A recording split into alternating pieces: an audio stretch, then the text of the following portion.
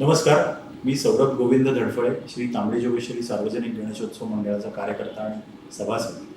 आजच्या आपल्या या संवाद सत्रामध्ये आपल्या सर्वांचं सहर्ष स्वागत. सर्वप्रथम सर्वांना स्वातंत्र्याच्या अमृत महोत्सवाच्या खूप खूप शुभेच्छा. आजच्या आपल्या या संवाद सत्राचे जे संवादकर्ते आहेत ते म्हणजे डॉक्टर आनंद देशपांडे, जे पर्सिस्टंट सिस्टीम्स लिमिटेड या कंपनीचे संस्थापक अध्यक्ष आणि व्यवस्थापकीय संचालकही आहे. नमस्कार आनंद सर. नमस्कार. आपण खूप साऱ्या गोष्टी सरांकडनं जाणून घेणार आहोत. त्याच्यामध्ये फोकस जो असणार आहे तो असणार आहे की मागच्या काही वर्षांमध्ये आपण 20-25 वर्षांमध्ये कसं झालं. 1990मध्ये सरांनी पर्सिस्टंट सिस्टीम सुरू केली आणि त्यालाही आता 30 वर्षाच्या वर झाली. सो तोच काळ आपण साधारण घेणार. आत्ताच्या घडीला कशी परिस्थिती आहे माहिती तंत्रज्ञान क्षेत्राची आणि पुढची एक 20-25 जेव्हा आपण स्वातंत्र्याच्या शताब्दीकडे जाऊ तेव्हा कशी ही सिच्युएशन असेल आणि काय काय फ्युचर टेक्नॉलॉजीज येणार आहे ह्याच्यावरती थोडंसं आपण बोलणार आहोत सरांशी. पण त्याआधी पुण्याला डॉक्टर आनंद देशपांडे हे नाव अजिबातच नवीन नाही. पुण्याला काय किंवा महाराष्ट्राला किंवा भारताला आणि इव्हन जगाला आपल्याला माहिती आहे की पर्सिस्टंट सिस्टीम्स म्हणजे आनंद देशपांडे हे सगळ्यांना माहिती आहे. पण तरी एक औपचारिकता म्हणून मी सरांची इंट्रोडक्शन करून देतो कारण आपल्या सगळ्या व्ह्युअर्सला माहिती असेल म्हणून. Dr. Anand Deshpande is a founder, chairman and managing director of Persistent Systems Limited and is also responsible for the overall leadership and strategy of the company. Mr. Deshpande holds the Bachelor of Technology degree with the honors in Computer Science and Engineering from IIT Kharagpur and also MS and a PhD in Computer Science from Indiana University, Bloomington, Indiana, USA. He has been recognized by both his alma maters. One, of course, by IIT Kharagpur as Distinguished Alumnus in 2007 and also by School of Informatics of Indiana University with his Career Achievement Award in 2007. So he is founding trustee also of a Persistent Foundation and has served numerous positions on various professional and other organizations at the forums. Along with his family members, he has also established a De Asara Foundation, which is a non-profit entity, and it works to help self-entrepreneurs or entrepreneurs to actually begin and further excel in their particular field. Welcome, Anand sir. नमस्कार. नमस्कार. Thank you very much. तुम्ही या आजच्या संवाद सत्रामध्ये आमच्याबरोबर सामील झालाय आणि खूप साऱ्या गोष्टी आहेत विचारण्यासाठी, पण आपल्याकडे वेळ ऑफकोर्स खूप कमी आहे. 30-35 मिनटं आपण बोलूया. तर त्याच्यामध्ये सर पहिला प्रश्न जो आमच्या डोक्यात येतो की मागची पहिली क्रांती जर आपण बघितली भारतातली ती होती हरित क्रांती, की जेव्हा अन्नधान्याला सुद्धा महागला होता देश त्यावेळेला हरित क्रांती झाल्यामुळे पूर्ण सिच्युएशन भारतातली चेंज झाली. त्याच्यानंतर आली हरित क्रांतीनंतर आली धवल क्रांती, जी आपण म्हणलं की अमूल आणि या सहकार चळवळीतनं झाली आणि त्याच्यानंतर दुधाचा अक्षरशः महापूर आला.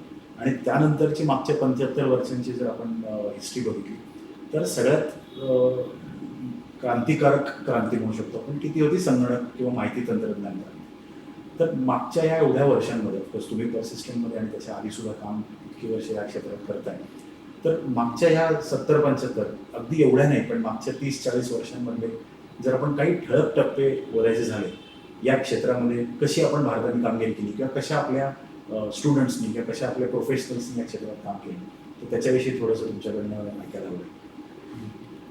बरं, सर्वात पहिले आपण बघितलं तर तुम्ही मला बोलवलं याबद्दल आपला खूप आभारी आहे. मला तांबडे जोगेश्वरीला यायला बरंचदा आवडतं, त्यामुळे मी बरेचदा तिथे रात्री येत असतो. तुमच्याकडे बोलायची योग आला त्याबद्दल मी आभारी आहे.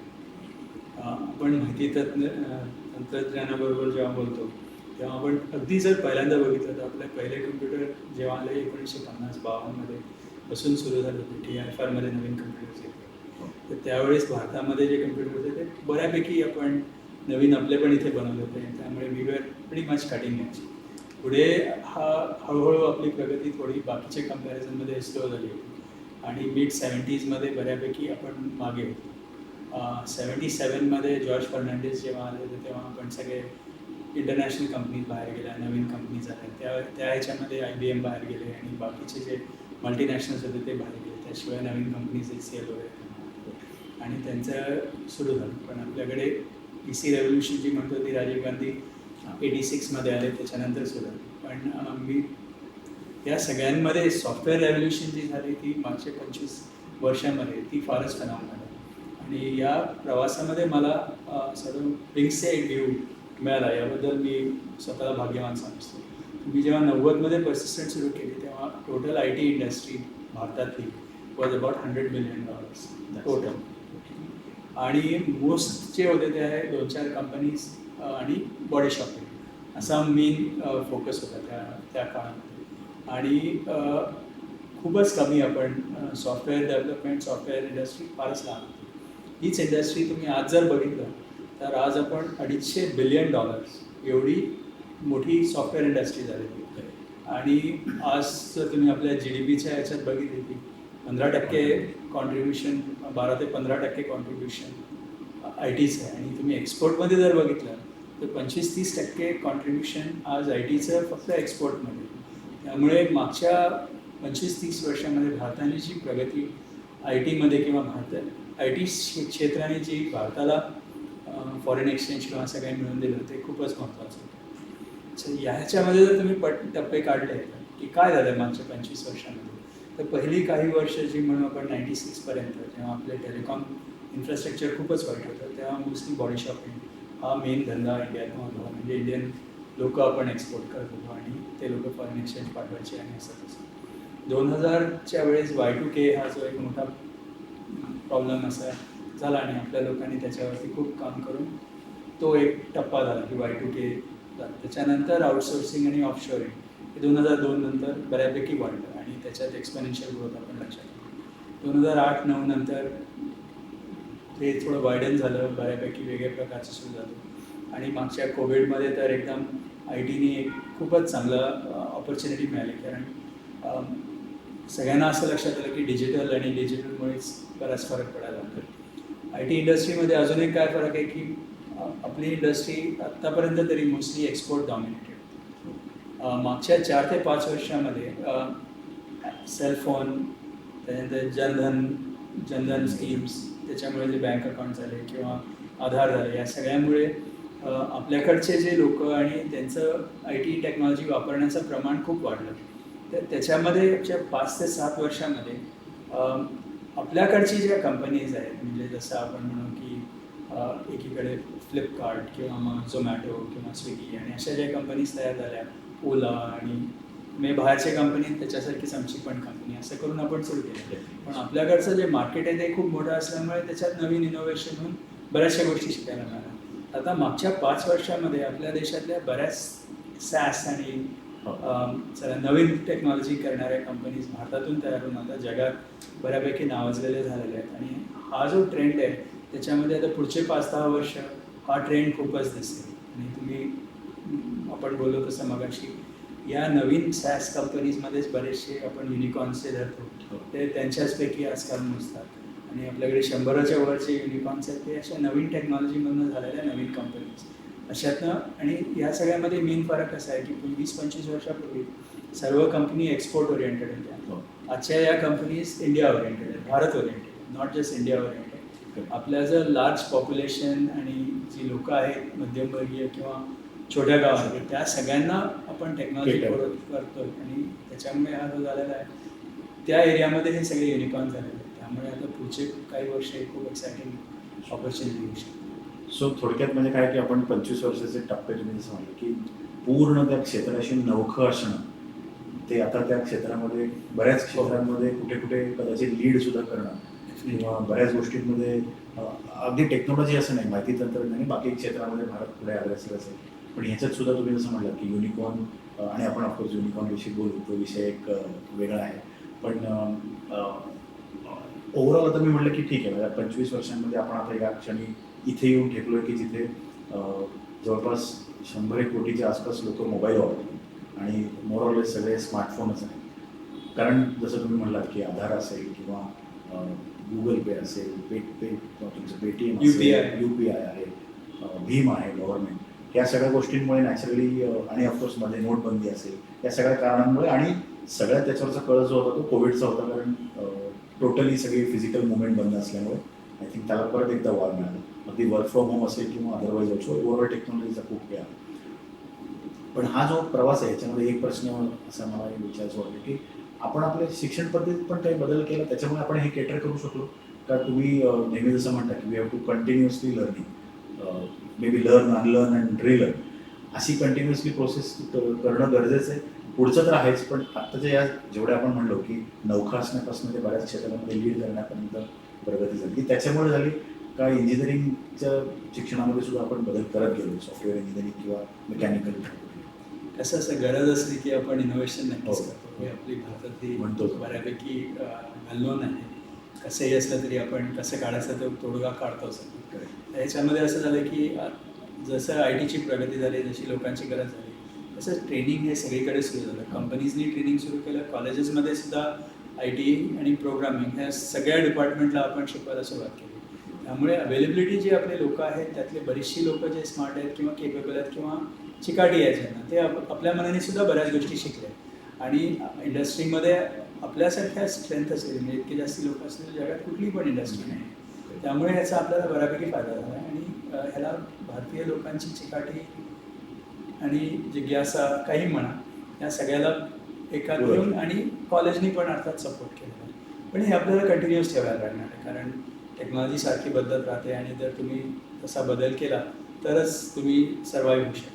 नक्कीच नक्कीच, I think that is necessary. आणि त्याच आता आपण म्हणजे आता मागची वर्ष काही ठळक टप्पे बघितल्यानंतर आता आपण 2022मध्ये आहोत आणि पुढची एक स्वातंत्र्याची शताब्दी ऑफकोर्स अजून 25 वर्ष पुढे आहे, पण तरी सुद्धा टेक्नॉलॉजी रोज बदलते, इतकी डायनामिक आहे की आजच्या घडीला आपल्या मोबाईल बघण्यापासून ते टी व्ही बघण्यापासून ते प्रत्येक छोट्या गोष्टीमध्ये टेक्नॉलॉजी पुढे अजून 20 वर्षानंतर आपण कसे असू कोणालाच माहीत नाही.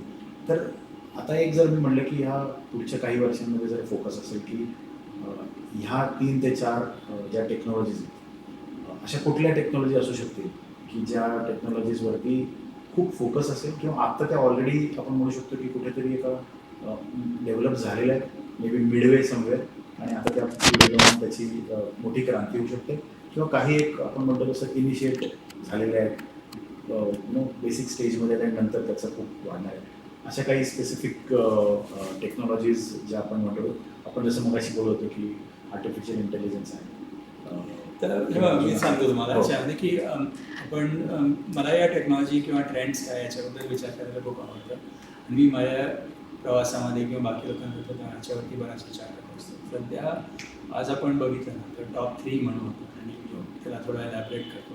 तर नंबर 1 आज सध्याच्या याच्यात आर्टिफिशियल इंटेलिजन्स किंवा AI जे आपण म्हणतो त्याच्यात खूपच जास्ती प्रगती झालेली आहे आणि पुढच्या ज्याच्यात आपण म्हणतो की एक फ्लायव्हील इफेक्ट म्हणतो की असे आपण सुरू करतो तेव्हा हळूहळू होते. एक्सपोनेन्शियलमध्ये असंच फरक होतं की पहिल्यांदा काही वर्ष असं वाटतं की काहीच होत नाही आणि जेव्हा एकदा प्रगती व्हायला लागते तेव्हा जी प्रत्येक वर्षात जी प्रगती दिसते ती खूपच भयानक अशी एकदम एक्सपोनेन्शियल आहे.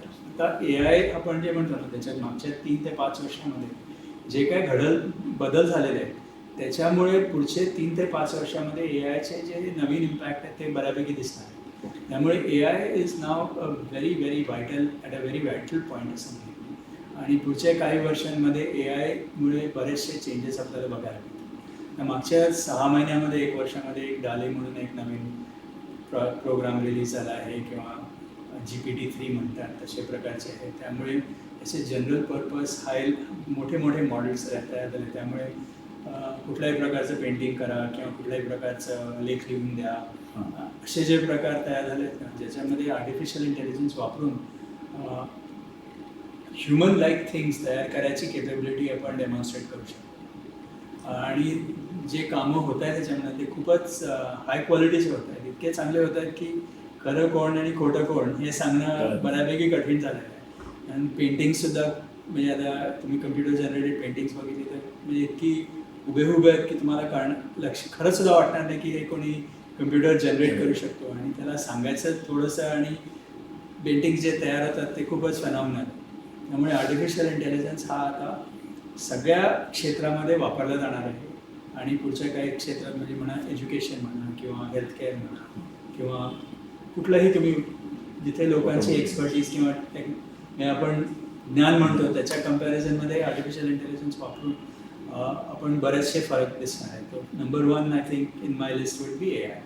द सेकंड वन आता हे परवा मार्क अँड्रेसननी छान ABC सांगितलं म्हणून ते मी तुम्हाला ABCमध्ये सांगतो.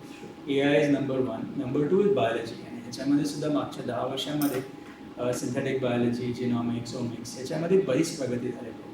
आणि ह्याच्यामध्ये मला असं वाटतं की भारताने अजून जास्ती काम करणं आवश्यक आहे. जी टेक्नॉलॉजी आपण IT मध्ये समजा 90पासून 25 वर्ष बघतोय, त्या स्केलची रॅपिड ग्रोथ बायोलॉजीमध्ये मागच्या 5 ते 7 वर्षांमध्ये दिसते. आणि आत्ताचे जे वॅक्सिन्स होते mRNA वगैरे वगैरे, तर त्यांची जी डिझाईन प्रोसेसेस जर तुम्ही बघितली की कसं शॉर्ट पिरियडमध्ये त्यांनी सिंथेटिकली पूर्ण डिझाईन केलेलं वॅक्सिन आणि मग ते कुठल्याही रोगासाठी वापरायचं आहे, कसं वापरायचं की ते लवकर काढता येतं, ते सगळं आपल्याला कोविडमध्ये बऱ्यापैकी दिसतं. असं हे बायोलॉजी जे आहे हे खूपच इम्पॉर्टंट होणार आहे. आणि बायोलॉजीचे इम्प्लिकेशन सगळ्या एरियात आहे. म्हणजे कसं की फूड, वॉटर, ॲग्रिकल्चर, एनर्जी या सगळ्यामध्ये bio related food, artificial food, lab generated food, plants हे ते सगळं बरेचसे असे टेक्नॉलॉजी वापरले जाते. आणि हेल्थकेअरमध्ये सुद्धा ड्रग्स, डिसीज प्रिव्हेन्शन हे या सगळ्यांमध्ये बायोलॉजिकल ड्रग्स किंवा DNA संबंधित किंवा RNA घेऊन किंवा असे, त्यामुळे बायोलॉजी आणि नवीन generation biotechnology is going to be a big thing for the next few years.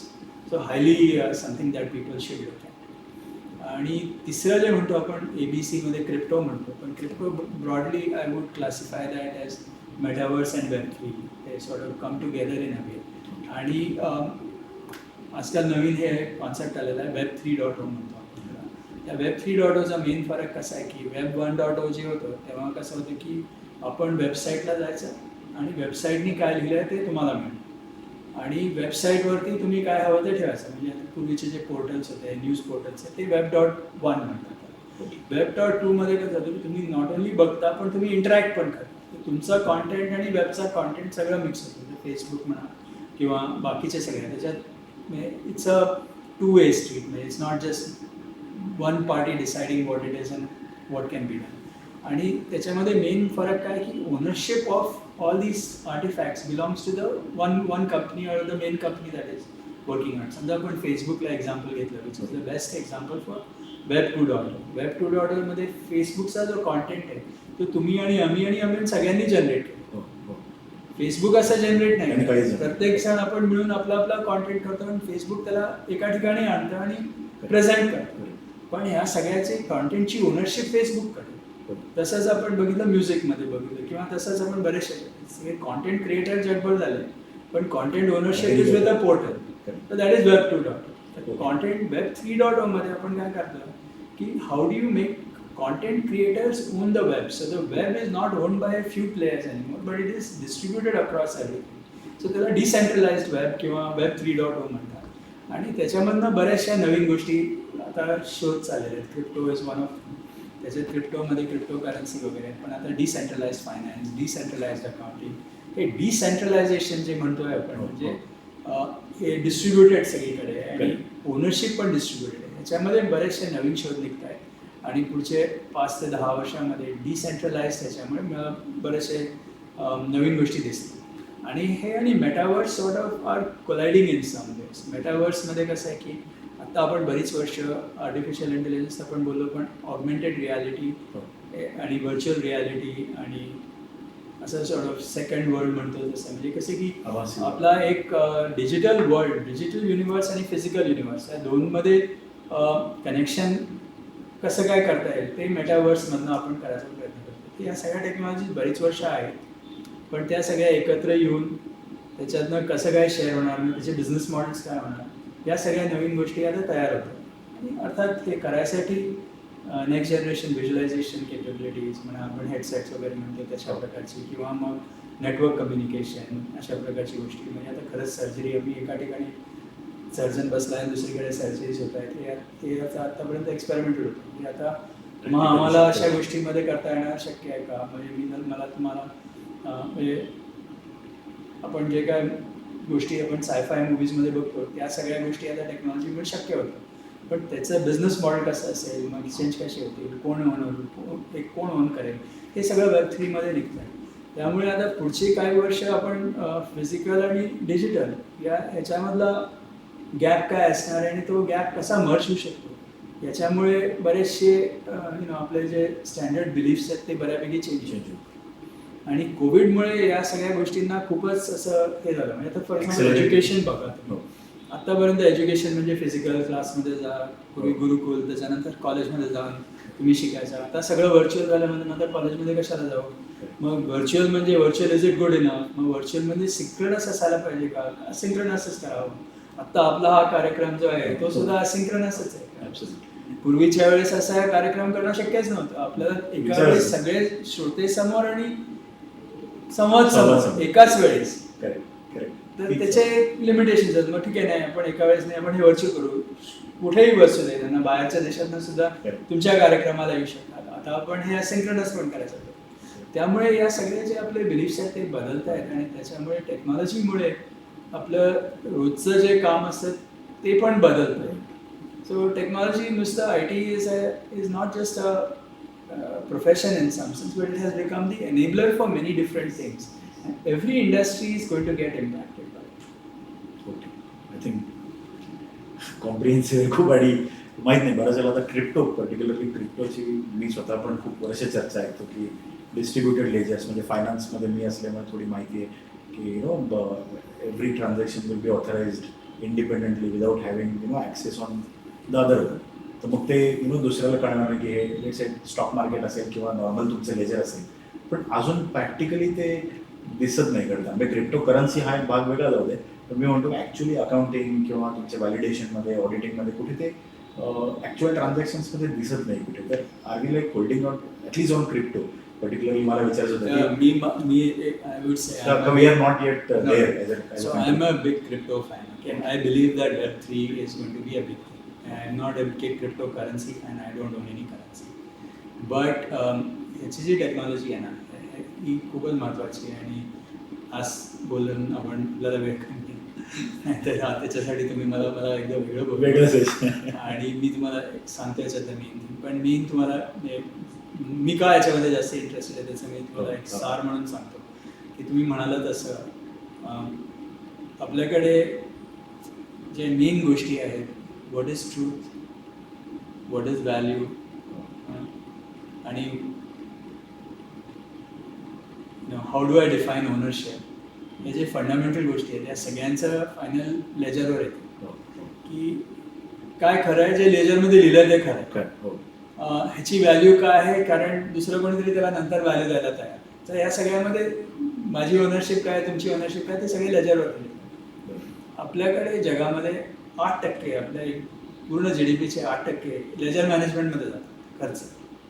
आणि कोणाचा लेजरवर विश्वास ठेवायचा की ज्याच्याकडे जास्ती बंदुका आहेत त्याच्या लेजरवर विश्वास ठेवायचा, अशी सिच्युएशन आहे. तर तो खर्च पण खूप आहे. जर आपण टेक्नॉलॉजी वापरून हा खर्च कमी करू शकतो तर अर्थातच इंटरेस्टिंग. हे डिसेंट्रलाइज फायनान्स जे काय आपण म्हणतो Web3 क्रिप्टोमध्ये असे टेक्निक्स आलेले आहेत, त्याच्यामुळे हे टू सम एक्सटेंट आपण हा ledger, trustworthy ledger without creating people to trust is possible. म्हणून हे आपण हे करू शकतो. एनिवे पण थोडा डिफरंट विषय झाला, म्हणजे तो खूप असं थोडं डिटेलमध्ये सांगितल्याशिवाय ते बरोबर येणार नाही. आय थिंक पण तर बोलूया. Good thing is that he is fan, so of course we can no, see but more. I'm not suggesting people to go buy Exactly. cryptocurrency, okay, meaning Certainly. let me not go there at all. I think at this moment it's very high risk and I don't think anybody should venture into it, so I'm not suggesting that at all by any means. But I think I'm a technology person, so I like the technology that has gone into it, and there are many interesting things that have been invented to make this possible, and I think those will happen and become mainstream in the future. And that is something I'm tracking, and I'll be happy to share that. Certainly. I think, of course, nowhere we are saying that we should go for, or anyone should go for cryptocurrency. In fact, government of India is also very, very careful about it, and there are a lot of risks into it. So, but just like Sir said, that the technology is phenomenal. So, a lot of it, if it can be put to a good cause, चांगल्या कारणासाठी झाले तर नक्कीच वापर करता येईल. So पण sir ह्या सगळ्या म्हणजे मेटावर्स आपण म्हणलो, वेब किंवा सगळ्याच या ज्या नवीन टेक्नॉलॉजी तुम्हाला आर्टिफिशियल इंटेलिजन्स आणि थोडीशी रिस्क पण वाटतं नाही. आता फॉर एक्झाम्पल ज्येष्ठ नागरिक घरामध्ये आहेत, त्यांना हे पटकन जीपे वापरणं, हे अगदी मी साधं उदाहरण घेतलं, पण ओव्हरऑल खूप कुठलीही नवीन टेक्नॉलॉजी आली की सहज ती रेजिस्टन्स असतोच पहिला, पण रेजिस्टन्सपेक्षा पहिले ॲक्सेप्टन्स होण्यासाठी थोडी रिस्क कमी असेल तरच लोक करतात. तर ह्या सगळ्या नवीन आहे त्याच्यामध्ये कितपत आपल्याला रिस्क वाटते किंवा नाही रिस्क आहे, कारण डेफिनेटली, कारण आता आर्टिफिशियल इंटेलिजन्समध्ये फेक न्यूज म्हणा, हो, त्याचंच एक पॉईंट म्हणून घेतो. आता खरी गोष्ट आहे की खोटी गोष्ट आहे, खरी गोष्ट आहे का नाही. आता तुम्ही नॉवेल म्हटलं, हो. आता तुम्ही लिहिलंय का कोणी फेक लिहिलेली आहे की काय आहे, फोटो तुमचा आहे का कोणाचा आहे, कुठल्या कॉन्टेक्स्टमध्ये आणला, इतके हुबेहूब तयार झालेले आहेत आता की म्हणजे it's very difficult to make out what is real and what is fake. What do you trust, it's a big issue right. तर हा प्रॉब्लेम असा येत राहणार आहे. पण अर्थात कसं आहे, टेक्नॉलॉजी म्हणजे कसं आहे, एक दोरीसारखी दोरी असते, काय तुम्ही करता ते तुमच्यावर डिपेंड करतं. आणि टेक्नॉलॉजी जसे प्रॉब्लेम्स काढते तसेच टेक्नॉलॉजीकडूनच दुसरे प्रॉब्लेम पण सॉल्व्ह होतील. पण आणि हे खरं आहे, पण आता पुढचे काही वर्ष अशा नवीन नवीन गोष्टी येत राहतील आणि आपल्याला सर्वांना सतर्क राहणं अत्यंत आवश्यक आहे. आणि सिक्युरिटी पण एक इश्यू आहे, कारण सगळेच लोक या गोष्टी चांगल्या हेतूसाठी वापरतात असंही नाही. आणि लोकांना चीट करण्याचा प्रकार पण होतो. त्यामुळे सगळ्यांनी टेक्नॉलॉजीला ब्लाइंडली फॉलो करू नये आणि थोडासा विचार करून काय आहे आणि कसं सतर्क राहावं हे बघायला लागणार आहे. नक्कीच नक्कीच. आणि एक सर अजून एक असं की आता आपण डिजिटल इंडिया मुवमेंट चालू केली काही वर्षांपूर्वी, मोर ऑफ स्किल इंडिया असेल, डिजिटल इंडिया असेल, ओव्हरऑल या सगळ्यांचा सुद्धा बेनिफिट नक्कीच इंडस्ट्रीला झाला असेल, प्रत्यक्षात नाही अप्रत्यक्षात नाही. तर एकंदर गव्हर्नमेंटचं तुमचा कसा पर्स्पेक्टिव्ह आहे की कितपत सपोर्ट दिसतोय, म्हणजे not directly to let's say particular company किंवा इंडस्ट्री, पण ओव्हरऑल जो तुम्ही म्हणता की या पुढच्या इंडस्ट्रीज आहेत, जसं आता तुम्ही ॲज अन एंटरप्रेन्योर नो की ह्या गोष्टींकडे फोकस करायला, तसा गव्हर्नमेंटचा पण फोकस आहे. Is the industry or ministry specifically बघती त्याच्या गोष्टींमध्ये, ते घेतात लोकांचे इनपुट्स तुमच्यासारख्या, how is it that you? So हे असं आहे की आपल्याला असं लक्षात आलेलं आहे की समजा रेल्वे आली की आजूबाजूचे सगळे प्रगती होते, रोड ट्रान्सपोर्ट झाला इम्प्रूव्ह झाला की ऑटोमॅटिकली लोक बसतात, माल लवकर मूव्ह होतो, त्याच्यामुळे सगळे बेनिफिट होतात. सो हे जे इन्फ्रास्ट्रक्चर गाईडलाईन्स आहे हे खूप महत्त्वाचे आहे. आणि मागच्या 5 ते 6 वर्षामध्ये आपण बघितलं भारतामध्ये जे लागणारे टेक्नॉलॉजी गाईडलाईन्स आहेत, जसं UPI झाला, आधार झाला, आता हे येत आहे एक डिजिटल कॉमर्ससाठी एक नाही ONDC म्हणून आहे ते येत आहे, किंवा असे आपण हेल्थ IDसाठी पण बऱ्याचशा गोष्टी तयार होतात. ह्या ज्या सगळ्या गाईडलाईन्स आहेत ज्याच्यामुळे ह्याच्या बेसिसवरती नवीन इंडस्ट्रीज आणि नवीन टेक्नॉलॉजी तयार होतात, ते बऱ्यापैकी भारतामध्ये आपण पुढाकार घेऊन खूपच चांगल्या प्रकारे केलेलं आहे. आणि ह्याच्यासाठी I think we have to commend the good partnership between the technologist and the government. आपण सगळे बरोबरीने काम करून UPI हे खूपच चांगलं सक्सेस आहे. अशा प्रकारचं पिअर टू पिअर आपण जे म्हणतो पेमेंट आणि हे नेटवर्क जगात असं या लेवलचं कुठेच नाही. आणि आपण ह्यानी खूपच फरक पडलेला आहे. आणि ह्याच्यामुळे कसं होतं, हे जेव्हा तुम्हाला बिल्डिंग ब्लॉक्स तयार होतात त्याच्यावरती बाकीचे जे नवीन इंडस्ट्रीज तयार होतात, आता एज्युकेशन म्हणा, ॲग्रिकल्चर म्हणा, फूड, ट्रॅव्हल, टुरिझम, या सगळ्यामध्ये the ability to do KYC, identify people and also be very sure about payments, collecting payments, guarantees of payments, या सगळ्या बेसिक इन्फ्रास्ट्रक्चर एकदा तयार झालं ना की मग commerce between people becomes easy.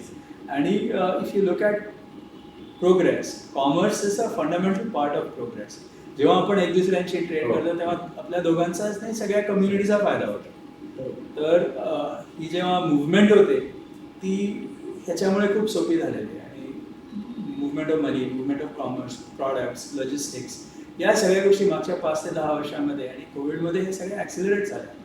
त्याच्याबद्दल मला खूपच चांगलं वाटतं. जेव्हा कोविड सुरू झालं तेव्हा असं लक्षात नव्हतं आलं की कुठपर्यंत जाईल, आपली टेक्नॉलॉजी टिकेल की नाही, आपले नेटवर्क चालू राहतील की नाही, आपली वीज चालू राहील की नाही. पण असं काही झालं नाही. आपले उलट सगळ्यापैकी चांगले, मुलांनी शाळा ऑनलाईन केल्या, फोन नेटवर्क चाललं. तर आता हा जो कॉन्फिडन्स सगळ्यांना मिळाला ना, त्याच्यामुळे पुढचे 10 वर्ष या सगळ्या नवीन टेक्नॉलॉजीज खूप चांगल्या अडॉप्ट होतील याच्याबद्दल मला खात्री आहे. That's great. आय थिंक आपलं जे कोविन ॲप्लिकेशन आहे that I think is highly respected everywhere. आणि इनफॅक्ट बऱ्याचशा कंट्रीजनी ती टेक्नॉलॉजी मागितली, कारण बरेच लोक सांगतात की मी एअरपोर्टवरती मुलगा US ला राहतो बरीच वर्ष आणि वडील इंडियातनं गेले होते आणि US मध्ये जो होता त्याने हार्ड कॉपी दाखवली की हे माझं सर्टिफिकेट आहे आणि we just took out a mobile phone and showed that okay this is what they're actually. So I think yes नक्कीच चेंज होत आहेत. आणि सो आपण आता थोडंसं शेवटाकडे येतो. एक सर असं आहे की मगाशी आपण म्हणतो की स्टार्टअप्स किंवा युनिकॉर्न जे आपल्याकडे जवळपास आता 105च्या जवळपास आहेत.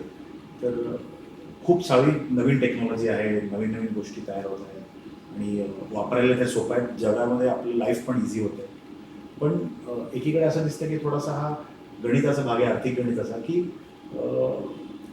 खूप साऱ्या गोष्टी म्हणजे आता हे आज हे युनिकॉर्न किंवा हे स्टार्टअप त्यांनी परचेस केलं, आज त्यांनी परचेस केलं. व्हॅल्युएशन्स खूप आहे, म्हणजे प्रत्येकाचे मूल्यांकन खूप जास्ती आहे स्टार्टअपचं आणि म्हणूनच त्यांना युनिकॉर्नची पदवी मिळते. पण प्रॉफिटेबिलिटीचा भाग कोणी बघताना दिसत नाही. हा माझा वैयक्तिक ऑफकोर्स असू शकतो, पण प्रॉफिटेबिलिटी नाही आहे. तर की असं आहे का की जेस्टेशन पिरियड थोडा जास्ती आहे आणि it will take time to reach that profitability. बरोबर आहे, दॅट इज करेक्ट. कसं आहे ना, त्याच्यात सगळे बिझनेसेस युनिकॉर्न कॅटेगरीत जावे किंवा जावं असं पण नाही आहे की युनिकॉर्न हा कॅटेगरी व्हॅल्युएशन रिलेटेड आहे तुम्ही म्हणाला तसं. आणि व्हॅल्युएशन कसं आहे की कुठल्याही गोष्टीची आपण बोलतो तसं value is the perception of future values. जर तुम्हाला असं वाटलं की याची व्हॅल्यू फ्युचरमध्ये होऊ शकते तर त्याची व्हॅल्युएशन तुम्ही आज द्यायला तयार असतात. तर valuation is only dependent on. Most उद्योजक लोकांनी त्याचा फार विचार करू नये. त्यांनी आपलं स्वतःचा बिझनेस प्रॉफिट आणि किती आहे त्याच्याकडे लक्ष ठेवलं. अच्छा, काही बिझनेसेस असे आहेत की जे सुपर स्केलेबल आहेत. म्हणजे आज मी करतोय त्याच्याने जगातले सगळे लोक आपलं प्रॉडक्ट वापरतील किंवा भारतातले सगळे लोक प्रॉडक्ट वापरतील असं जेव्हा होऊ शकतं, तर तेव्हा त्या करण्यासाठी जी इन्व्हेस्टमेंट लागते ती इन्व्हेस्टमेंट लोकांना मिळावी म्हणून अशा प्रकारचे होतात. आणि जर अशा कंपनीज 5-10 वर्ष टिकल्या तर जर आपल्या जगातले सगळेच लोक हा प्रॉडक्ट वापरणार असतील तर त्याचे प्रॉफिट्स नंतर येतील. तर ह्याच्यामध्ये एक्झाम्पल म्हणून आपण जर बघितलं तर समजा ॲमेझॉन बघितलं. ॲमेझॉन जेव्हा बरीच वर्ष लॉसमध्ये होतं आणि त्याच्यात बरीच इन्व्हेस्टमेंट टाकली होती आणि ऑपरेटिंग प्रॉफिट जरी असलं तरी क्युम्युलेटेड लॉसेस खूपच होते. पण तरीसुद्धा लोकांना असा विश्वास होतो की जर सगळे लोक जर जगातले ॲमेझॉनवर विकत घेतील तर एक एक करून बाकी इंडस्ट्रीज खातील, पण शेवटी ते प्रॉफिट करणारच आहे. आणि ते तसं झालेलं आहे. त्यामुळे तसं किंवा उबर आणि अशा काही कंपनीज पूर्वी खूप वर्ष त्यांनी लॉस केल्यानंतर सुद्धा ते आता प्रॉफिटेबल झाले. आणि गुगलने सुद्धा ॲडव्हर्टाइजमेंट वगैरे करून they are making lot of money. So आपल्याकडच्या ज्या बऱ्याच कंपनीज आहेत त्याच्यामध्ये आपण म्हणतो की आपल्या जगातले 1 in 4 आपल्याकडे आहेत. तर इतक्या लेवलचे जर आपलं मार्केट असेल, पोटेन्शियल असेल की जे आपल्या भारतातले सगळे लोक ते प्रॉडक्ट वापरणार, तर त्याचं व्हॅल्युएशन का नसावं. अशामुळे ते व्हॅल्युएशन वाढलेलं आहे. पण कसं आहे ना, 100च युनिकॉर्न, पण 75,000 स्टार्टअप झालेले, त्यातले फक्त 100च युनिकॉर्न आहे. त्यामुळे जे युनिकॉर्न आहे त्यांनी ते युनिकॉर्न आहे, पण बाकीच्यांना सुद्धा बराच स्कोप आहे. आणि स्टार्टअप्समध्ये फोकस करावा आणि युनिकॉर्नसाठी न फोकस करता प्रॉफिटेबिलिटी, बिझनेस, कस्टमर डिलाईट या सगळ्या गोष्टींवरती फोकस करणं आवश्यक आहे. मुळात ते सस्टेनेबल पाहिजे ओव्हर द पिरियड, की तुम्ही अगदी युनिकॉर्न झाला नाही आयुष्यात कधी तरी सुद्धा at least you are earning good amount of money for your business so that you can expand your. So yeah I think that's a good input. Lastly sir एक शेवटचा प्रश्न की आता पुढची 25 वर्ष आणि आपण 2047ला स्वातंत्र्याची शताब्दी करू. म्हणजे of course you will be steel working and probably I would be retired. I don't know whether we'll continue to be working, but of course with all your energy I'm sure you will continue. पण sir कुठे म्हणजे आता ही एव्हरलास्टिंग race आहे म्हणजे I T इंडस्ट्रीची race, कारण टेक्नॉलॉजीमध्ये तुम्ही आता ज्या सगळ्या इंडस्ट्री टेक्नॉलॉजी सांगितल्या, इतकं सगळं गोष्टी करायला आहेत आणि it will continuously go on. तर कुठे आपण म्हणजे भारत या सगळ्या शर्यतीमध्ये किंवा एव्हरलास्टिंग रेसमध्ये कुठे तुम्हाला वाटतं की कुठे असो आपण, will we be somewhere on the top or? I think it's a very interesting question. आणि आपले पुढचे 5 वर्षात आपण काय करतो ह्याच्यामुळे पुढचे 25 वर्ष कसे जातील हे डिपेंडेंट आहे. आत्ताच्या सिच्युएशनमध्ये आपल्याकडे व्हॉल्यूमला आपण खूपच चांगले आहोत. आपल्याकडे खूप जास्ती लोक ट्रेंड आहेत. जितके इंजिनियर्स आपण क्रिएट करतो तशी जगात कुठेच नाही आहे. आणि ऑपॉर्च्युनिटी आपल्याला खूपच चांगली आहे, त्याच्यात नो डाऊट अबाउट.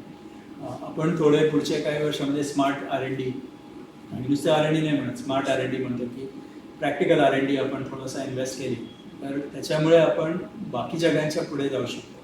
आता डाऊट आपल्याकडे कसं आहे ना, आता भारत, US आणि चायना हे 3 पैकी आपण राहणार आहे याच्यात काही डाऊट नाही. आपण नंबर 1, 2 का 3 ह्याच्यामध्ये आपण पुढचे 5 वर्ष काय करतो त्याच्यावरती फरक पडला. आणि तो फरक बराच जास्ती असू शकतो. म्हणजे चायना वर्सेस इंडिया हा फरक मिनिस्क्युल असणार आहे, खूप जास्ती असणार आहे. ते पुढच्या 5 वर्षात आपण काय करतो, पुढच्या 10 वर्षात आपण कसं R&D करतो त्याच्यामध्ये होईल. आणि आय थिंक आपण थोडं फंडामेंटल आणि बेसिक R&D आपण जगातले लीडर होणार आहोत, कारण जगासाठी आपण काहीतरी करावं. जगातनं फक्त आपण कन्झ्युम न करता आपण जगाला द्यावं, अशा प्रकारचा जर आपण विचार करून म्हणजे हाय लेवल म्हणजे सगळ्यात नवीन गोष्टी किंवा इनोव्हेटिव्ह गोष्टी काढून त्या शोधून R&D केलं तर पुढच्या 25 वर्षामध्ये मला खात्री आहे की आपण 1 and 2 मध्ये असू. डेफिनेटली 1, 2, 3 मध्ये तर नाहीतरीच असणार, हो. पण 1 and 2 मध्ये कसं येतं त्याच्यासाठी आपण पुढचे 10 वर्ष काय करतो याच्यावरती खूप डिपेंडेंट आहे. Correct. No, I think this is हे खूपच म्हणजे गायडन्स जबरदस्त आहे. पण एक सर प्रश्न असा की as a technology professional sir तर ऑफकोर्स त्यांचं कॉन्ट्रीब्युशन देतच राहणार आहेत आणि त्यांच्या कंपनीच्या थ्रू किंवा त्यांच्या बाकीच्या फोरम्सच्या थ्रू जेव्हा ते कॉन्ट्रीब्यूट करतील, गव्हर्नमेंट ऑर्गनायझेशन असतील तिथे त्यांचे इनपुट जातीलच. पण आपण स्वतःसुद्धा प्रत्येकाने या पुढच्या 5-10 वर्षांमध्ये आपल्याला काय वेगळं करता येईल किंवा आपण या देशाला अजून पुढे कसं नेता येईल, जसं सर म्हणतात की 1, 2, 3 आहेच पण 1 or 2 का नाही, तर त्या दृष्टीने प्रत्येकाने सुद्धा आपण प्रयत्न करायला हरकत नाही.